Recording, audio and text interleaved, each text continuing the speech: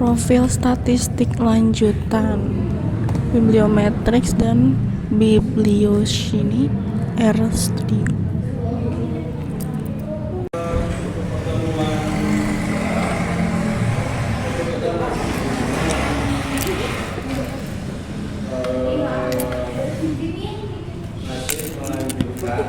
Sesi praktikum yang sebelumnya kita pernah belajar mengenai cara penggunaan prosedur dan cara menganalisanya. Nah, untuk sekarang kita akan coba software lalu sama aja sebenarnya secara dasar itu sama aja. Kita akan melihat terkait jaringan serta kerapatan dan dari tahun dalam tren tersebut. Nah, software yang sekarang kita coba gunakan itu software namanya biblioshiny. Nah, perbedaannya apa terkait si software biblioshiny dengan PostViewer? Secara garis besar untuk PostViewer itu hanya bisa menghasilkan 3 analisis, yaitu terkait jaringan, rentang arus serta kerapatan dari suatu kata kunci. Itu PostViewer. Nah, sedangkan kalau biblioshiny ini dia bisa menganalisis lebih dalam lagi. Seperti contoh, kita akan mengetahui terkait breadboard. Di pertemuan sebelumnya ada yang masih ingat itu breadboard tentang apa? Harus diingat betul. Ada nota, breadboard, satu lagi zip. Nota tentang nota. Berguna untuk menganalisa yang mana penulis produktif dan tidak produktif. Nah, kata kunci yang bisa teman-teman ingat yang mudah, kalau hukum Lotka itu mengenai produktivitas penulis. Intinya hukum Lotka itu soal penulis autor. Nah, kalau hukum Bradford itu mengenai jurnal, bahwa di dalam hukum Bradford itu ada 3 zona, yang dimana 3 zona di dalam Bradford ini itu menunjukkan ada jurnal yang dia itu mempublish suatu artikel dengan produktif. Itu kita sebut sebagai jurnal pada zona core, jurnal ini. Tapi ada juga jurnal yang dia itu tidak terlalu rajin mempublish suatu artikel. Kita sebut di jurnal yang menengah, kedua, zona kedua. Dan ada juga jurnal yang dia itu mungkin hanya satu aja yang dia publish artikelnya dan bisa dibilang jarang sekali publish, itu masuk dalam zona ketiga. Jadi kalau hukum Bradford itu ada 3 zona. Zona yang pertama core, yang kedua menengah, yang ketiga itu yang terakhir, yang si jurnal tersebut itu jarang sekali mempublish artikel. Itu hukum Bradford. Nah, hukum yang ketiga itu kan hukum Zip, ada yang hukum kata frekuensi kata, bahwa pada suatu penulisan dalam suatu artikel itu ada analisa frekuensi kata, yang itu nanti akan menjadi cikal bakal trending pada suatu media. Itu pokoknya hukum Lotka kata kuncinya penulis, hukum Bradford kata kuncinya jurnal, hukum Zip kata kuncinya kata. Itu.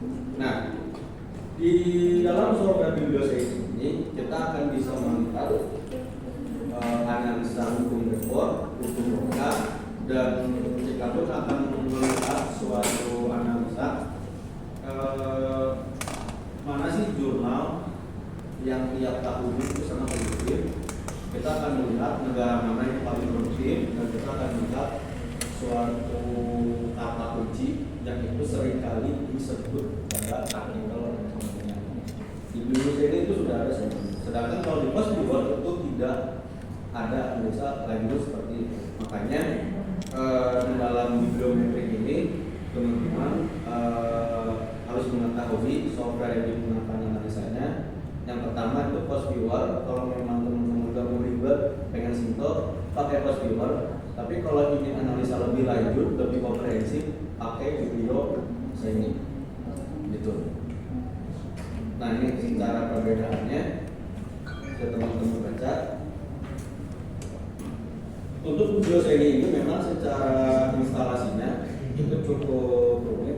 Jadi teman-teman kalau mau coba install bisa hubungi Bapak atau mungkin mau search di YouTube maka silakan. Tapi nanti Bapak akan kasih tahu software yang harus teman-teman download untuk bisa menggunakan video ini. Nanti ada software. Nah, oke. Mungkin Bapak sedikit terkait nanti UAS yang nanti akan teman-teman kerjakan. Bapak kok UASnya? Ngapain Bapak? Nggak ada. UASnya mah Eko aja. Oh iya. UASnya Eko. Teman-teman kan bisanya bikin makalah. Bisa. Makalah ya. Bisa. Bikin makalah, individu, apa? Individu pas namanya individu. Ya. Nanti Bapak siapkan data-data data yang teman-teman analisis. Teman-teman bisa pakai post viewer boleh, mau pakai Google Semi boleh, Bapak silakan bebaskan. Yang penting keduanya teman-teman pilih software yang digunakan. Jadi makalah yang orang. teman-teman kerjakan itu nanti teman-teman akan analisis dari data yang Bapak kasih itu apa sih kesimpulannya terkait data tersebut itu, apakah trennya apa, business case-nya apa, apakah ada potensi berarti dan Ada juga dikasih. nanti untuk panduan lengkap Bapak kasih. Jadi yang bebas Eko, maka kalau mau pakai AI silakan. Tapi tolong diubah di kata-kata ini karena kelihatan enaknya kebuka kayak ini. Coba bolehnya Pak sudah seminggu sebelum ya. Awal Juli. Ya. 1 minggu setelah bulan ini.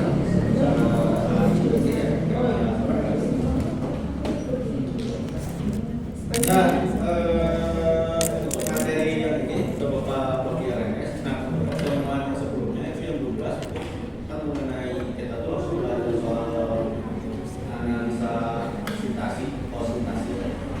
Itu sebenarnya nggak terlalu berdampak, tapi nanti ada Bapak share materinya. Nah, untuk sekarang kita lebih fokus dulu aja mengenai cara menggunakan video ini dan gambarannya. Nah, sama seperti dengan post viewer, bahwasanya kalau di video saya ini itu bisa membaca sebuah database atau Scopus, Web of Science, dan Dimension dan Algebra.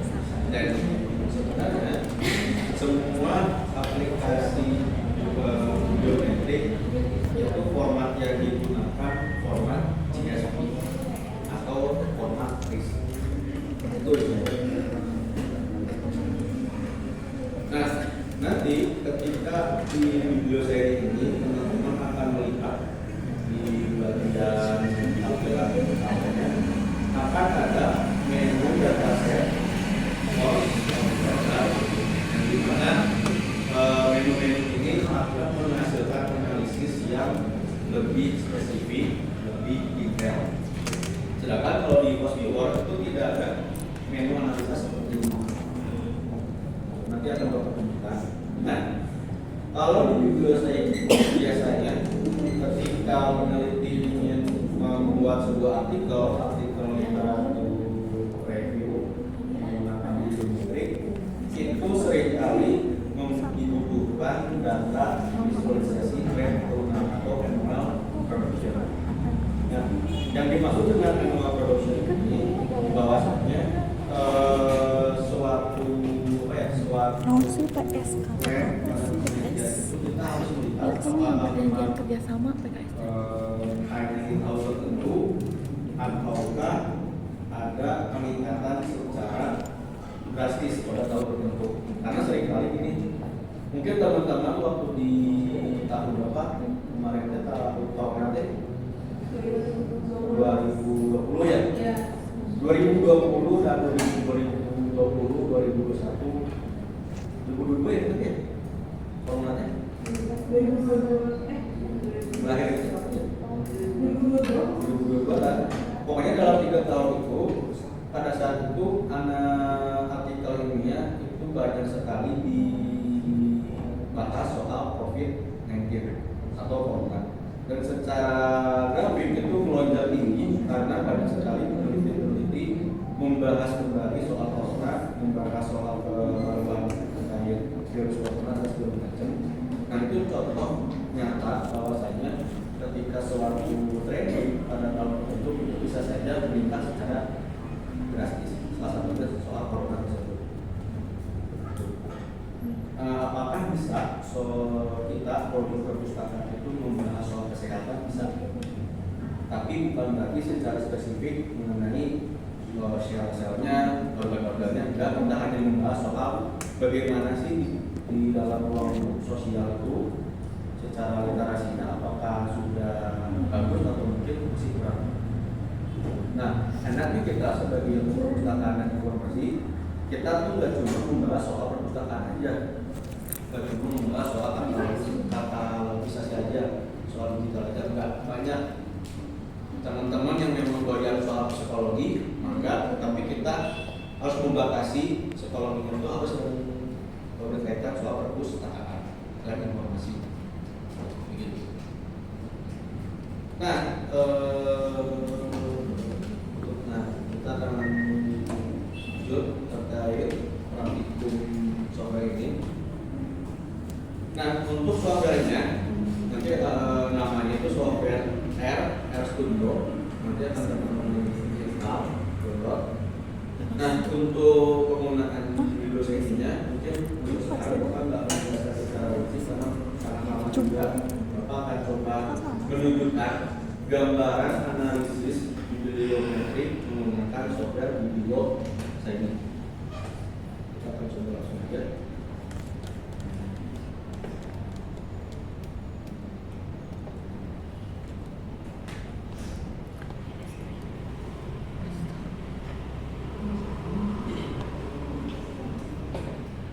Di sini Bapak menggunakan database dari Scopus.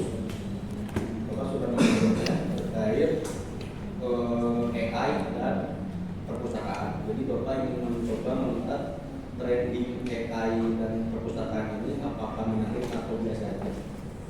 Nanti akan kita coba lihat. Nah, inilah tampilan awal dari video saya ini. Berbeda banget dengan Mas Bimon dan ini cukup kompleks juga untuk penggunaannya. Nah, di sini banyak sekali database yang nanti akan teman-teman pilih bebas. Tapi untuk sekarang kita akan menggunakan database yang fokus karena secara mining data, mengenai data itu cukup mudah.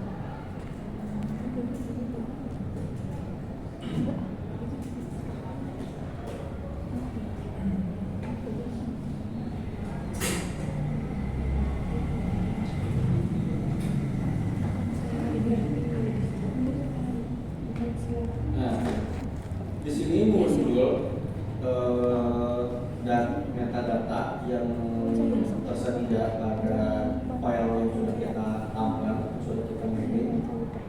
Ada data-data metadata soal abstrak, tipe dokumen, jurnal, bahasa, publikasi, judul dan lain sebagainya. Ini banyak sekali analisanya. Nah, untuk analisa video saya ini, teman-teman periksa terlebih dahulu soal annual scientific production. Nah, seperti yang di PPT, annual scientific production yang mengenai persentase laju. Nah, di sini grafik ini menunjukkan bahwa pada tahun 2016, karena Bapak membatasi 10 tahun terakhir, pada tahun 2019 itu artikel mengenai AI dan perpustakaan itu hanya 9 dokumen global secara dunia, itu hanya 9 dokumen aja yang publish soal AI dan perpustakaan. Tapi seiring berjalannya waktu terjadi peningkatan yang signifikan di tahun 2025 yang dimana ada 343 dokumen yang publish yang membahas soal AI dan perpustakaan. Artinya apa?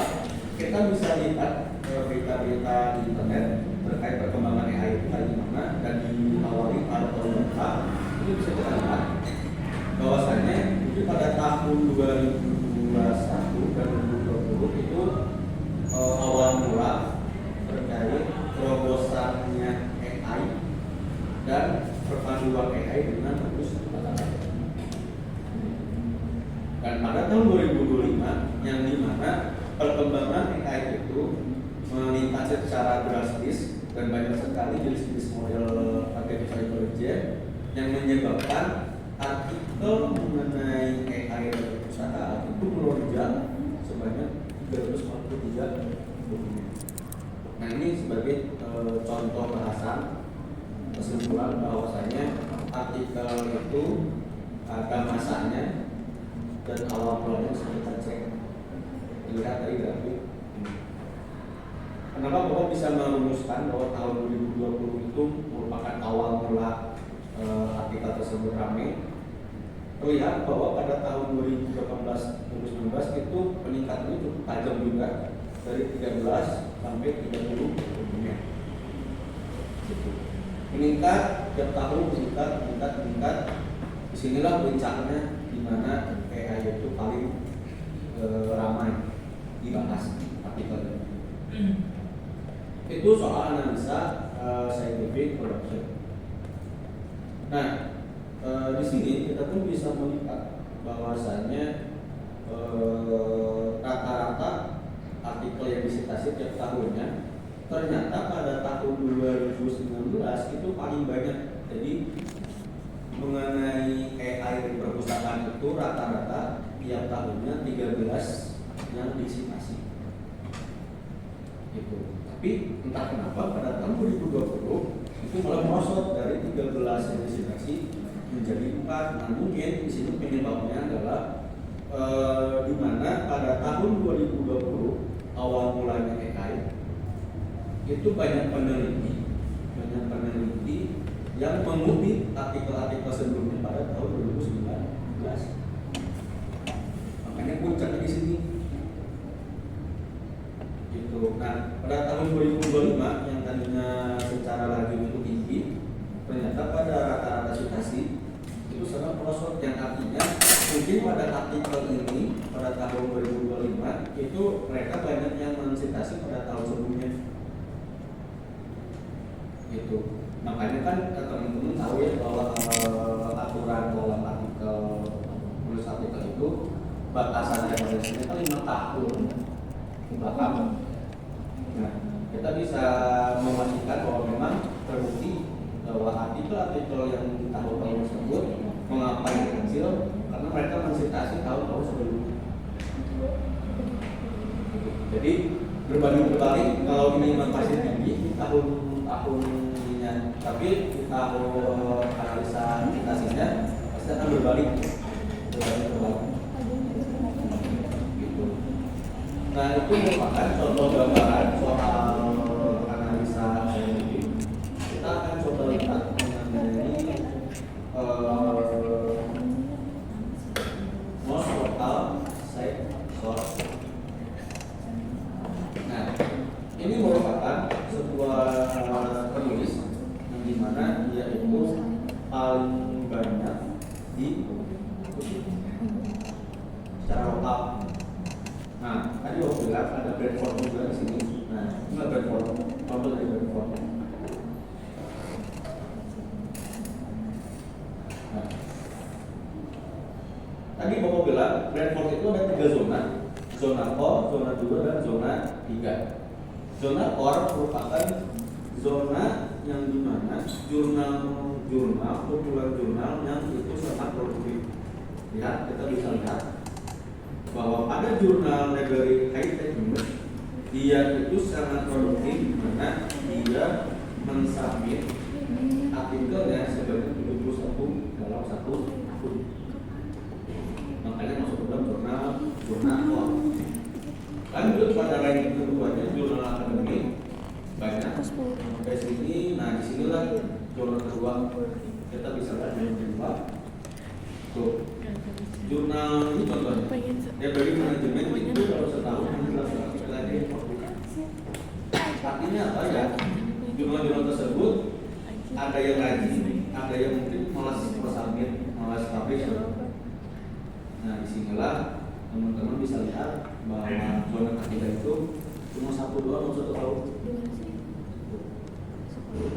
Jurnal Libres ada 1 tahun publishnya, jurnal lainnya pun hanya 1. Nah inilah yang menjadi bahwa jurnal-jurnal tersebut bisa teman-teman hindari karena ini sangat jarang menjadi publish. Karena kan seringkali yang memegang jurnal itu kan nggak ada waktu juga untuk memeriksa dan mengutipnya. Maka dari itulah terkadang saat publish artikel dalam suatu jurnal itu kadang jarang. Nah, inilah report gambaran dari analisa report.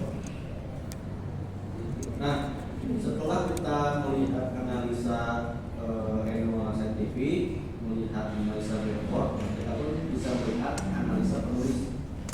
Nah, Bapak, bisa dilihat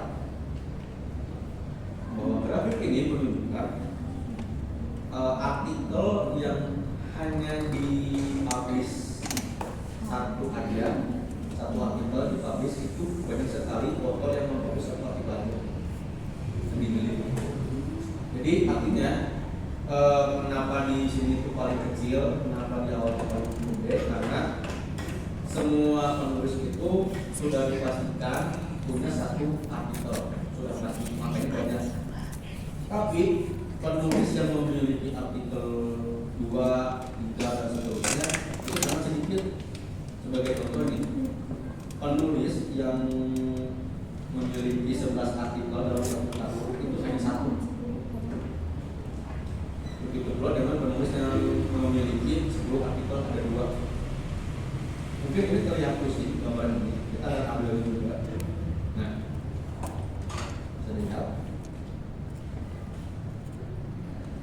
artikel yang ditulis sebanyak 1 artikel itu banyak sekali, ada 1.900-an penulis. Tapi semakin banyak artikel yang ditulis, cuma 1 penulis yang mampu membuat artikel sebanyak itu dalam 1 tahun. Inilah analisa hukum Rothbard. Nah, setelah itu ada juga mengenai afiliasi.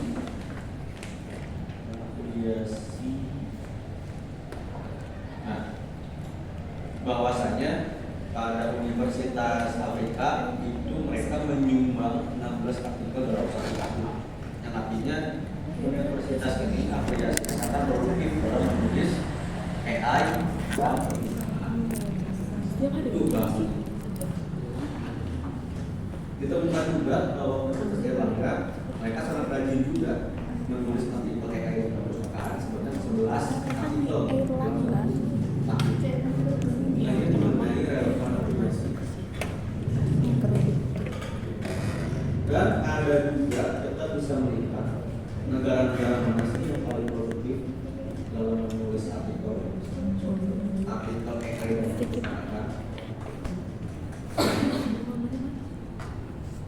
Di map ini bahwasanya warna yang cukup gelap itu paling banyak. Di warna yang cukup terang itu sangat sedikit. Itu di mana yang banyak? Amerika itu mereka menyumbang 423 artikel dalam 1 tahun. Artinya negara Amerika di sana rajin dalam artikel. Coba kita lihat di Indonesia. Di Indonesia itu 28. menggunakan artikel. Dan itu ada dua warna di satu artikel dalam satu tahun. Sebenarnya ketika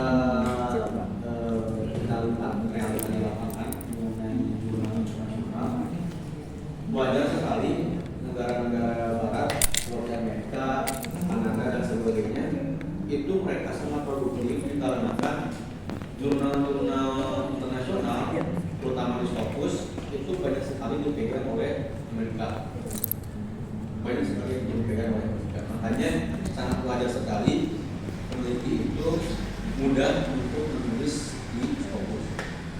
Sedangkan di Indonesia, walaupun di Indonesia pun ada beberapa jurnal yang sudah Scopus, tapi tentu saja sangat sulit untuk bisa publish, apalagi bisa ACC.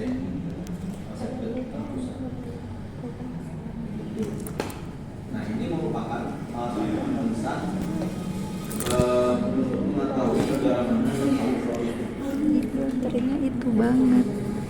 Nah, di sini juga kita bisa melihat analisa dokumen, yaitu analisa tanggal fungsi yang paling tersebut. Mereka sibuk banget ngobrol dari tadi. Bahwasanya kata kunci yang sering kali digunakan pada artikel yaitu suatu tulisan Indonesia itu sebanyak 491 yang digunakan pada artikel. Jadi ini sebetulnya di artikel kalian bisa rame, bisa booming juga karena secara analisa itu paling banyak dipakai di artikel. Dia mau unboxing tas, guys. Sekitar 103 yang digunakan dan perpustakaan itu sudah menjadi potensi Kita keluarkan artikelnya ramai ada karena artikel terus ada yang bukunya kecil aja ramai sih. itu menjadi ciri khas bahwa artikel itu banyak sekali diminati hasilnya atau mungkin pembahasan kalian di Dengan pulpen kesayangan. Cuma satu pulpennya. Satu aja. Nah, ini juga bisa. Jadi kalau Abis ya? pakai yang Abis soalnya. video ini, itu nanti banyak sekali analisa yang bisa memperkuat argumentasi kalian ketika ditanya soal research. Biar kan kalau di kelas 2 cuma 3 kan analisanya. Enak. Kalau di video ini itu sangat Enggak bener-bener. sampai negara-negaranya pun kalian analisa. Begitu. Sudah unboxing. Nah, untuk analisa video saya ini gambarnya seperti itu. Nanti teman-teman coba install untuk video saya ini sebagai cara kalian analisa di buat nanti. Nah, hanya cuma kita. Nanti Bapak akan saya link Disimpan dulu. untuk instalasinya nanti akan Bapak pandu supaya nggak terjadi teror. Ini memang membutuhkan internet juga, jadi siap-siap aja.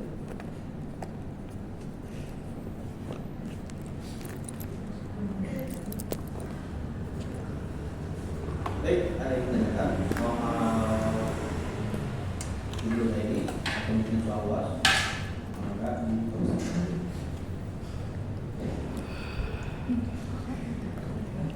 Nah, itu sama kayak di kelas 2 ada soal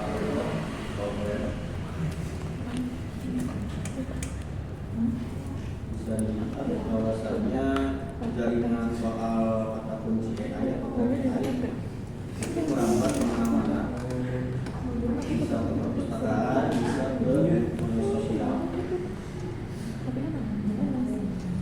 Enggak,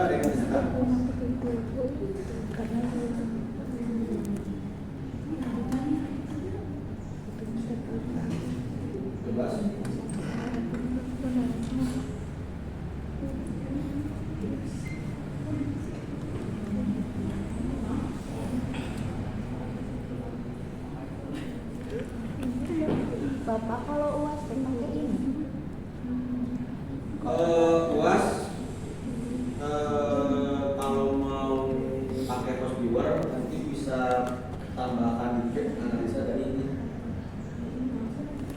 Jadi misalkan teman-teman pakai Hostivar silakan, tapi ada satu analisa atau beberapa analisa yang teman-teman pakai. Tapi kalau mau lebih mudah pakainya itu infus ini kan, ada satu paket. Ini apa namanya? Bapak ini apa namanya? R Studio. OR Studio. L.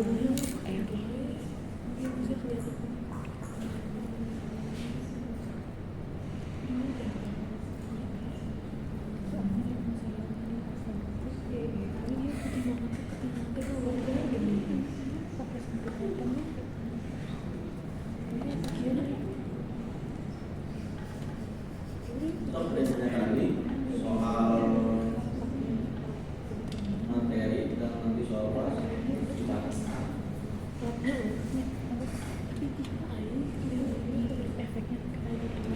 pusing nggak? Iya.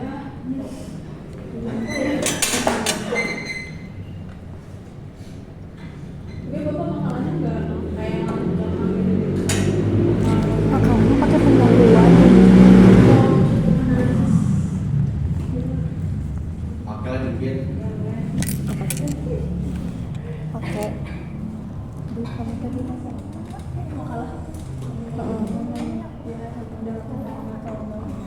Pakai dikit.